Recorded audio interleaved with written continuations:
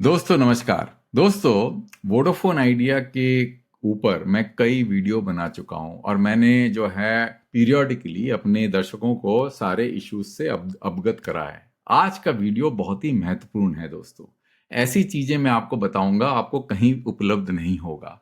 पहले तो रिकैप कर लेते हैं सिचुएशन क्या है और कि ये वीडियो इतना महत्वपूर्ण क्यों है। सबसे बड़ा जो मुद्दा ये है कि वोडाफोन आइडिया का जो एजीआर का जो केस है, वो शायद अब ऐसा लगता है कि डीओटी के पास में फ्लेक्सिबिलिटी आ गई है इसको सुलझाने का। पहले डीओटी के पास फ्लेक्सिबिलिटी नहीं थी। क्यों? 2020 का सुप्रीम कोर्ट का जजमेंट जिसमें सारे के सारी चीजें, payment, number, amount of payment, कितना पेमेंट करना है, वो कब तक पेमेंट करना है, और इंटरेस्ट एंड पेनल्टीज का जो वैल्यू है वो प्रिंसिपल से लिंक करना है, कितना होना चाहिए, और प्रिंसिपल का जो वैल्यू है उसको भी रीअसेसमेंट करने का कोई भी विकल्प छोड़ा नहीं था सुप्रीम कोर्ट ने, both DoT as well as Vodafone Idea के लिए। तो ऐसा लगता है कि सुप्रीम कोर्ट ने ये कह दिया है कि no reason why centre should be prevented from reconsidering the issue. अब ये रिकंसिडरिंग द इशू बहुत इंपॉर्टेंट है और ये अनप्रेसिडेंटेड है। ऐसा कभी देखा नहीं गया कि एक सुप्रीम कोर्ट का एग्जिस्टिंग जजमेंट 2020 का वो इस तरह से जो है सरकमवेंट किया जा सकता है। अब हो सकता है कि किया जा सकता है, मैं तो लीगल एक्सपर्ट नहीं हूं, पर मेरे हिसाब से ये ना रिव्यू पिटिशन है था, ना क्यूरेटिव पिटिशन था, ये कुछ भी नहीं था। एक सिंपल स्टेटमेंट है। अब इस स्टेटमेंट से डीओ देखना पड़ेगा कि डीओटी किस तरह से इस मुद्दे को सुलझाती है। अब दोस्तों, ये वीडियो मैं क्यों बना रहा हूं? वो इसलिए बना रहा हूं कि ऐसा लगता है कि एजीआर का मुद्दा सॉल्व हो गया है। बट अगर मान लीजिए कि एजीआर का मुद्दा सॉल्व हो भी जाए और उसमें भी हम देखेंगे कि क्या क्या इश्यूज और क्या क्या चैलेंजेस डीओटी के पास, डीओटी को झेलना पड़ेगा और डीओटी को ओवरकम करना पड़ेगा। हम ये देखेंगे कि आने वाले 1 या 2 साल में क्या डीओटी को इसी तरह से, एजीआर की तरह से, और भी कोई बड़ा रिलीफ वोडाफोन को देना पड़ सकता है, और क्या वो रिलीफ आसान होगा, एजीआर से भी मुश्किल होगा। हम ये सारी चीजों का आकलन करेंगे दोस्तों। आपको अगर याद हो, मैंने एक वीडियो बनाया था जिसमें मैंने कहा था कि वोडाफोन आइडिया को अगर एजीआर से बच भी गई, अगला झटका लगेगा स्पेक्ट्रम डेड। अब इसी चीज को हम अच्छे से समझेंगे, क्यों लगेगा और क्या economic value of usage of spectrum होता है, इंटरेस्ट कैपिटलाइजेशन क्या होता है, सारी चीजें बड़ी डेप्थ में समझेंगे। तो दोस्तों, क्योंकि ये मुद्दा इतना इंपॉर्टेंट है तो मैंने इसको जिस तरह से मैं पहले भी वीडियो में जो है स्ट्रक्चर करता हूं अपने थॉट्स को एक पीपीटी स्लाइड से, तो मैंने भी ऐसा ही किया। तो we will go through the slides very quickly to recap the issues. तो जो मेरे नए श्रोता हैं, जो दर्शक हैं, वो इसको रिकैप कर पाए हैं। और मैं आने वाले टाइम में जो बताने वाला हूं, जो सबसे ज्यादा इंपॉर्टेंट है, जो कि वीडियो के मिडिल में आएगा, वो चीज आप अप्रिशिएट कर पाए। तो आपने ये चीज देख ही लिया, आपने सुनी लिया, Supreme Court empowers government to give relief package to Vodafone Idea. तो आज ये समझेंगे कि सुप्रीम कोर्ट का लेटेस्ट ऑर्डर क्या है, सरकार के पास क्या फ्लेक्सिबिलिटी है, और फ्यूचर स्पेक्ट्रम डेट का चैलेंज वोडाफोन आइडिया को कैसे झेलना पड़ेगा, और सरकार क्या कर सकती है, क्या नहीं कर सकती। ठीक है ना?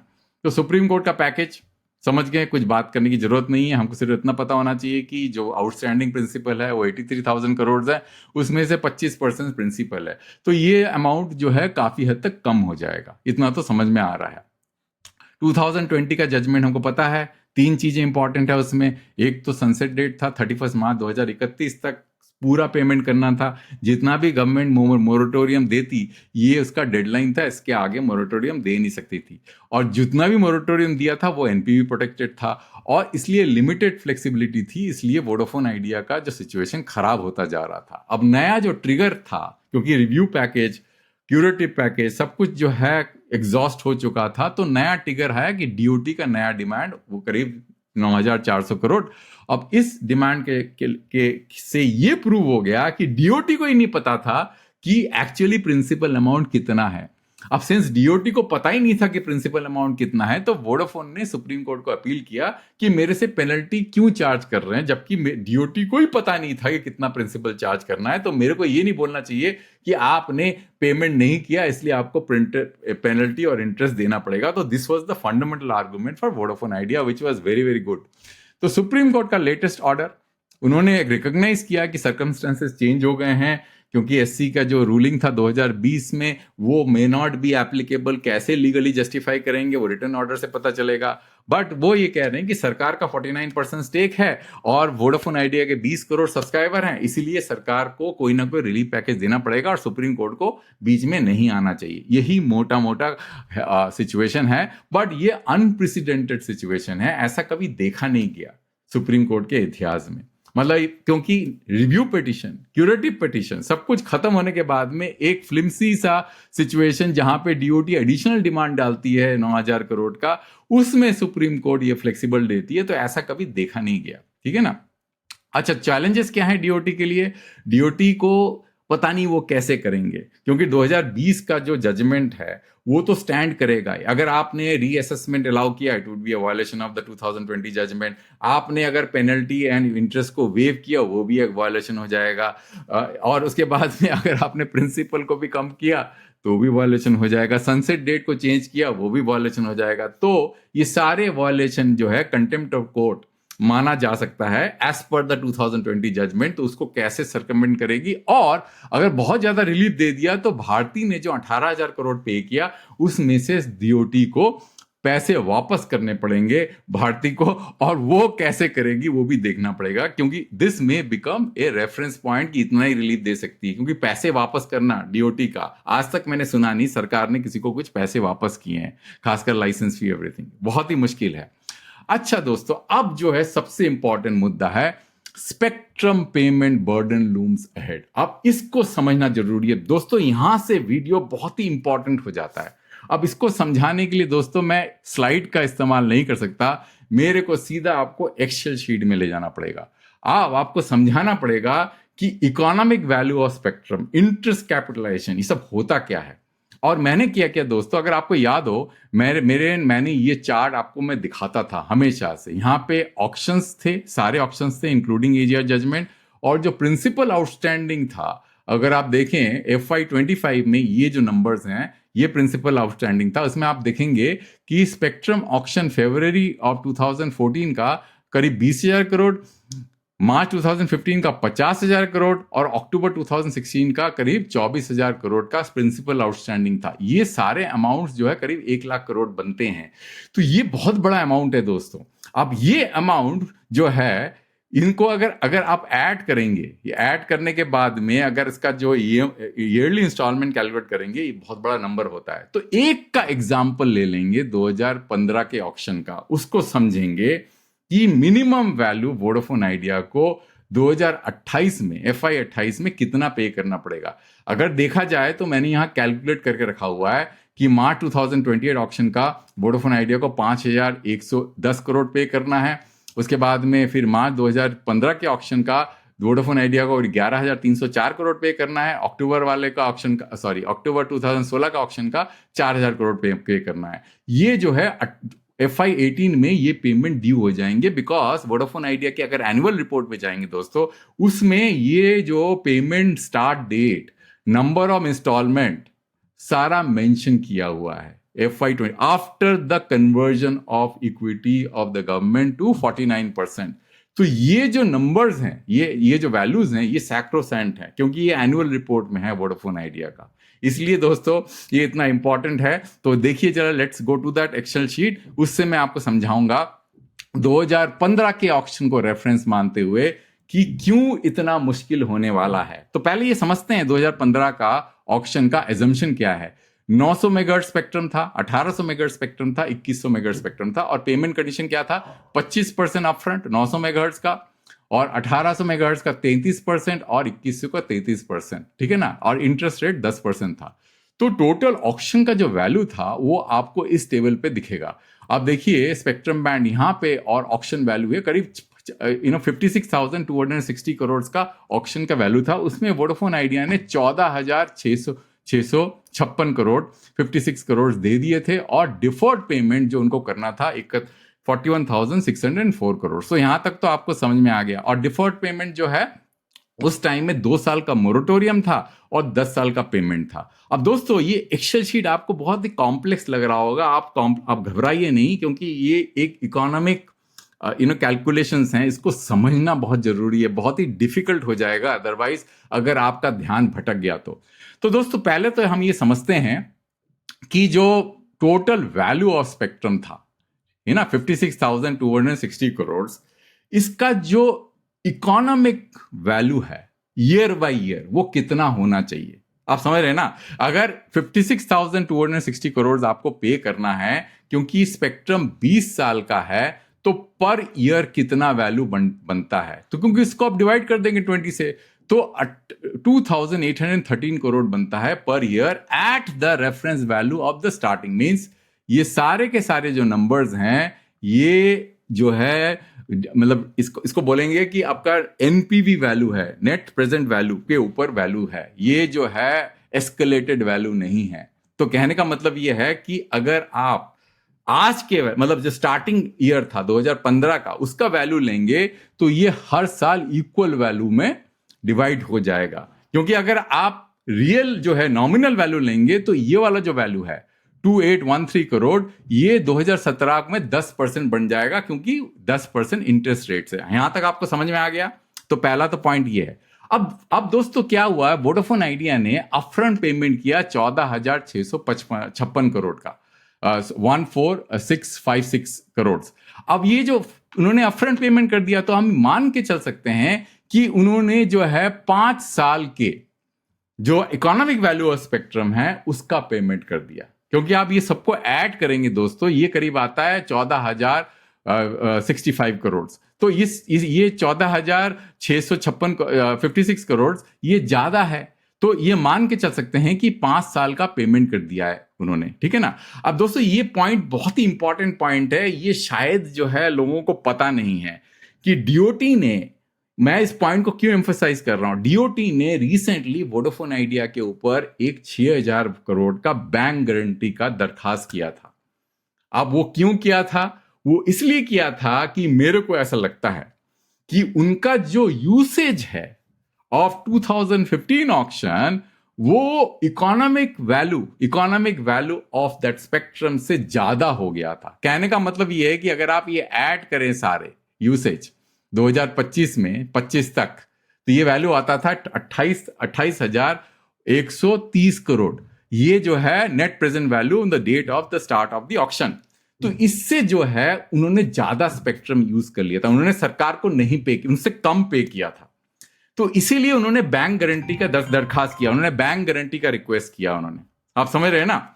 तो अब दोस्तों पॉइंट ये है कि क्या वोडाफोन आइडिया ने अब तक, अगर आप पूरी हिस्ट्री देखें फ्रॉम 2016 2027 तक, किस तरह से इकोनॉमिक वैल्यू ऑफ स्पेक्ट्रम जो उनको हर साल पेमेंट, बिकॉज वो यूज करते जा रहे हैं स्पेक्ट्रम, और उसका इकोनॉमिक वैल्यू ऑफ स्पेक्ट्रम जो है उसको वो मतलब एग्जॉस्ट करते जा रहे हैं। मतलब जितना, क्योंकि हर स्पेक्ट्रम हर ईयर का एक वैल्यू होता है, क्योंकि उतना डिप्रिशिएट करता है।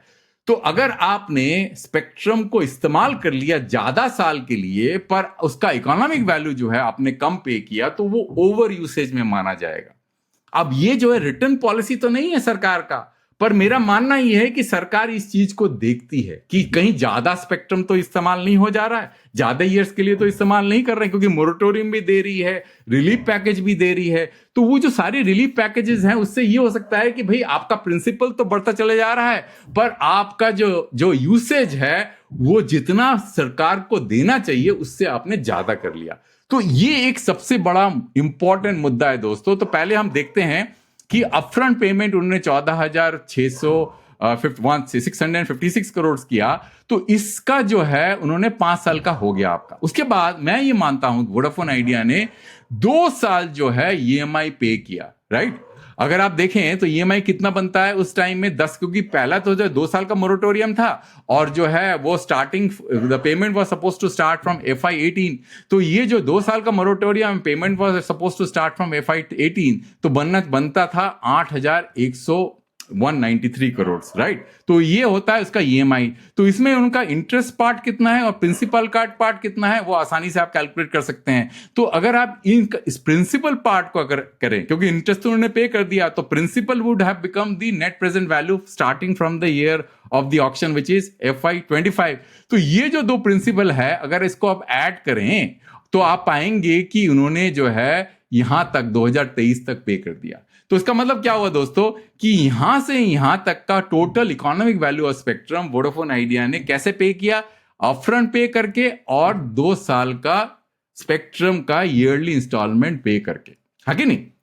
अब क्या हुआ दोस्तों, जब 2024 में आए तो 2024 में क्योंकि आप मोरेटोरियम में आ गया था 2021 के बाद में, तो फिर डीओटी को लगा अरे तो स्पेक्ट्रम ज्यादा यूज हो गया, तो इसलिए डीओटी ने सोचा कि वोडाफोन आइडिया को 6000 करोड़ का उन्होंने डिमांड रखा बैंक गारंटी का। वो 6000 करोड़ कैसे आया वो मैं आपको बता नहीं सकता अभी, बट ये उन्होंने जो है इस टाइम जो है सेकंड इक्विटी कन्वर्जन हुआ 2025 में, क्योंकि वो शॉर्टफॉल हो रहा था, ओवर यूसेज हो रहा था। तो इसीलिए जब ये ओवर यूसेज हो गया, जो कन्वर्जन हो गया, तो उन्होंने 2027 तक का इकोनॉमिक वैल्यू ऑफ स्पेक्ट्रम का यूसेज का अकाउंटेबिलिटी कर लिया। तो अब क्या हुआ, 2000 वोडाफोन आइडिया को 2015 का जो ऑक्शन का पेमेंट शुरू करेगा 2028 में। आप यहां तक समझ गए दोस्तों। अब क्या हो रहा है दोस्तों, 2028 में जब ये पेमेंट शुरू होगा तो प्रिंसिपल क्या होगा, प्रिंसिपल हम मान के चलेंगे 49,000 2030। ये कहां से पता चला, ये एनुअल रिपोर्ट से पता चला वोडाफोन आइडिया का FY25 का, क्योंकि ये हो गया आपका एनुअल रिपोर्ट। अब एनुअल रिपोर्ट में 49,230 करोड़ का जो है आउटस्टैंडिंग था फॉर द 2015 ऑक्शन। अब क्या करेंगे दोस्तों, ये जो अमाउंट है, क्योंकि ये अमाउंट प्रिंसिपल आउटस्टैंडिंग है और हम ये मान के चलें कि टोटल इकोनॉमिक वैल्यू का पूरा पेमेंट कर दिया उन्होंने 2027 तक, क्योंकि इक्विटी कन्वर्जन हुआ, सेकंड इक्विटी कन्वर्जन। तो ये जो वैल्यू है इसको हम इक्वली डिस्ट्रीब्यूट कर देंगे फॉर द रिमेनिंग 8 ईयर्स। तो कितना वैल्यू आता है, ये आता है आपका 6154 6154 6154। आप डिवाइड करके देख लीजिए, इसको डिवाइड करेंगे तो आपको मिलेगा, आपका ये वाला जो वैल्यू होगा यहां पे, अगर आप देखें इसको डिवाइड करेंगे तो मैंने 8 से डिवाइड कर रखा है यहां पे, देखिए। तो ये जो 6154 का जो इकोनॉमिक वैल्यू उनको, क्योंकि हर साल जो यूसेज करेंगे वो आपको इतना तो पेमेंट करना ही पड़ेगा। तो पहले साल वोडाफोन आइडिया को 2028 में 2015 ऑक्शन के लिए कितना पैसा मिनिमम देना पड़ेगा, 6154 करोड़ रुपए, है ना। अगर आप ये नहीं देंगे तो स्पेक्ट्रम ओवर यूसेज में माना जाएगा, तो इतना तो देना पड़ेगा। पर ईएमआई कितना बनता है, ईयरली इंस्टॉलमेंट कितना बनता है, ईयरली इंस्टॉलमेंट जो है ज्यादा बनता है। अगर आप देखें ईयरली इंस्टॉलमेंट का जो वैल्यू बनती है, ये नंबर मैंने इसको कैलकुलेट करके रखा हुआ है यहाँ पे। मुझे लगता है कि मेरा कैलकुलेशन गलत है, यहाँ पे मेरे को यहाँ पे शिफ्ट करना पड़ेगा, because this is the outstanding principal. मैं अभी कर देता हूं आपके सामने ही, तो आपको पता चलेगा। ये जो है 11,304 करोड़ का ईयरली इंस्टॉलमेंट बनता है। अगर आप देखें तो 11,304 करोड़ का ईयरली इंस्टॉलमेंट बनता है, तो उसमें से उनको 6,154 रुपए तो देने ही पड़ेंगे। अगर नहीं देंगे तो वो economic value of the spectrum and that particular year का ओवर यूसेज हो जाएगा। वो चाहे तो इतना भी दे सकते हैं, पर मैं मान के चल रहा हूं कि उनके पास में इतना कैश नहीं होगा, वो 6,000 करोड़ ही देंगे 2015 के ऑक्शन का। अब 2019 में 2028 में उन्होंने 6,154 करोड़ दिया।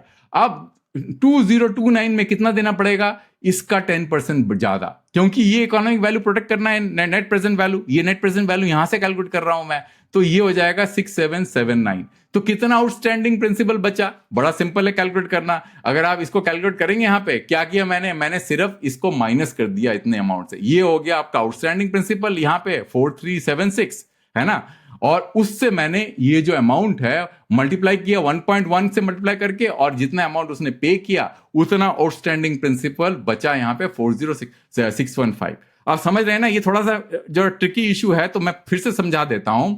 ये आपका रेफरेंस प्रिंसिपल था 49230, क्योंकि ये हमको एनुअल रिपोर्ट में मिला 49230। अब ये जो 49230 है, अगर वो 6154 पे करता है तो प्रिंसिपल कितना बचेगा आउटस्टैंडिंग आफ्टर FY28, ये नंबर है 43076। ये कैसे पता चला हमको, ये हमने क्या किया, 49, ये हमने इसको सब्ट्रैक्ट कर दिया, 49230 को इस अमाउंट से सब्ट्रैक्ट कर लिया 6154 से। क्यों, क्योंकि हमको ये रेफरेंस मान के चल रहे हैं, यहां पे हमने उसको एस्केलेट नहीं किया, तो ये अमाउंट आया 43076। Now in the next year 2029 में ये अमाउंट, इसका एनपीवी प्रोटेक्ट करने के लिए इसको 10% बढ़ाना पड़ेगा, ये आपका मिनिमम इकोनॉमिक वैल्यू हो गया। तो प्रिंसिपल कितना बचेगा, प्रिंसिपल बचेगा S16 मतलब ये वाला जो नंबर है इसको आप मल्टीप्लाई करेंगे 1.1 से और जितना अमाउंट आप पे करेंगे उसको सब्ट्रैक्ट कर देंगे तो इतना कैपिटलाइज इंटरेस्ट बचेगा।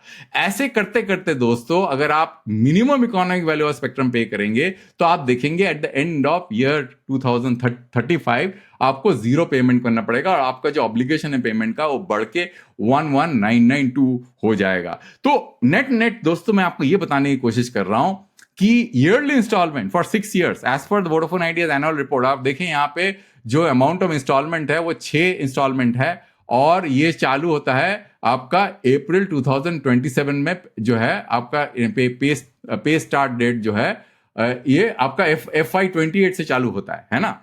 तो यहाँ पे उनका चालू होता है क्योंकि अप्रैल 2027 है ये, ठीक है, FY28 से चालू होता है। तो अगर आप ये देखें यहाँ पे तो ये पेमेंट करना चाहिए था उनको 11,304 करोड़ 304 करोड़ ऐसे करे पेमेंट करना चाहिए था, पर मिनिमम इकोनॉमिक वैल्यू पेमेंट करने के लिए आपको ये नंबर्स पे करने पड़ेंगे। तो इसका मतलब दोस्तों वोडाफोन आइडिया को cash EBITDA minimum for the 2015 auction 6,154 crore तो रखना ही पड़ेगा फॉर 2015 ऑक्शन।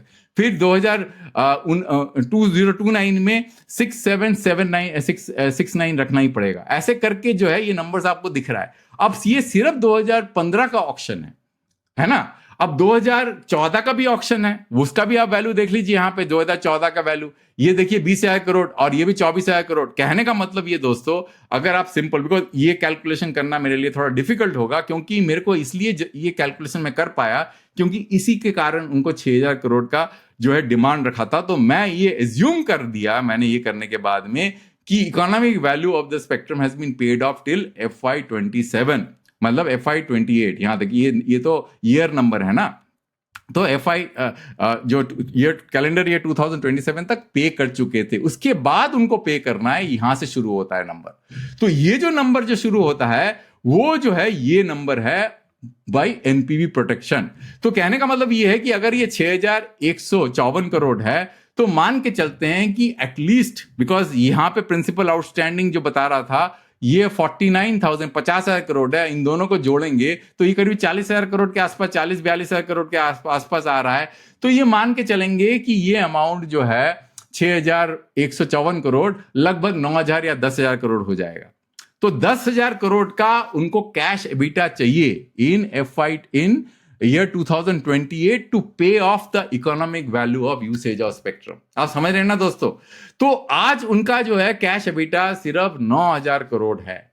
तो आपको इतना तो मिनिमम जो है देना पड़ेगा 2015 के लिए और another 4,000 to 5,000 crore for 2014 and 2016 auction. अब ये बढ़ते चले जाएगा। अब यही सबसे बड़ा मुद्दा है दोस्तों ये नंबर, क्योंकि आप भले ही ये ना पे करें आपको मिनिमम इतना तो पे करना ही पड़ेगा, या तो बैंक गारंटी देना पड़ेगा या तो डीओटी को has to come out with some kind of package. मेरे को पता नहीं वो क्या होगा क्योंकि स्पेक्ट्रम का सनसेट डेट 2035 है। अब ये सनसेट डेट दूर लग सकता है, चाहे तो डीओटी कह सकती है मैं मोरेटोरियम दे रहा हूं, but economic value of spectrum को कैसे प्रोटेक्ट करेंगे? नहीं तो फिर ओवर यूज हो जाएगा स्पेक्ट्रम का। Vodafone idea will and up using spectrum more than what they have paid for. आप समझ रहे हैं ना दोस्तों क्या प्रॉब्लम है? आप अगर आपको क्वेश्चन है आप मेरे को समझा सकते हैं क्योंकि ये बड़ा डिफिकल्ट सा मुद्दा है। मैंने बहुत मेहनत से आपको समझाने की कोशिश कर रहा हूं क्योंकि ये अगर नहीं पे करेंगे इतना उनको पेमेंट करना चाहिए ईयरली इंस्टॉलमेंट। इसमें जो है this is the calculation as per the formula, but ये उनको कैलकुलेट देना पड़ेगा to protect the economic value of spectrum. यहां तक तो वो कर चुके थे 2015 के ऑक्शन का। तो इसलिए दोस्तों अब हम समझते हैं कि ये आपका बहुत बड़ा बर्डन है वोडाफोन आइडिया का 2014-2016 के ऑक्शन का। It will start from this and combined spectrum outgo may be go 9,000 crore और 10,000 करोड़। तो इकोनॉमिक रियलिटी क्या है? उनका करंट जो है एबिटा कैश एबिटा 9,000 करोड़ है। अब ये बढ़ के अब इसमें उनको सरकारी लोन चुकाना है और प्राइवेट लोन भी चुकाना है और एबिटा क्या इतना बढ़ेगा कैश एबिटा 2028 में। अब ये देखना पड़ेगा दोस्तों। लुकिंग अहेड डीओटी में have another bail out restructuring with in 2 to 3 years और ये बहुत ही ज्यादा डिफिकल्ट बेल आउट होने वाला है। एजीआर का मुद्दा तो आसान है, स्पेक्ट्रम क्योंकि स्पेक्ट्रम खत्म हो जाएगा, स्पेक्ट्रम की लाइफ खत्म हो जाएगी 2034 एंड 2035 में। उसके बाद वोडाफोन आइडिया को नया स्पेक्ट्रम लेना पड़ेगा। इसलिए managing spectrum debt could be more tougher than AGR dues point to flawed India's auction driven spectrum allocation framework. तो दोस्तों यहां तक कि थोड़ा लंबा हो गया वीडियो, बिकॉज ये थोड़ा कॉम्प्लेक्स था और ये समझाना बहुत जरूरी था दोस्तों। अदरवाइज आपको समझ में नहीं आता कि आने वाले टाइम में क्या डिफिकल्टी फेस कर सकती हैं। तो अंत तक सुनने के लिए बहुत धन्यवाद। मैं दूसरा वीडियो दूसरे टॉक में जल्दी लेके आऊंगा।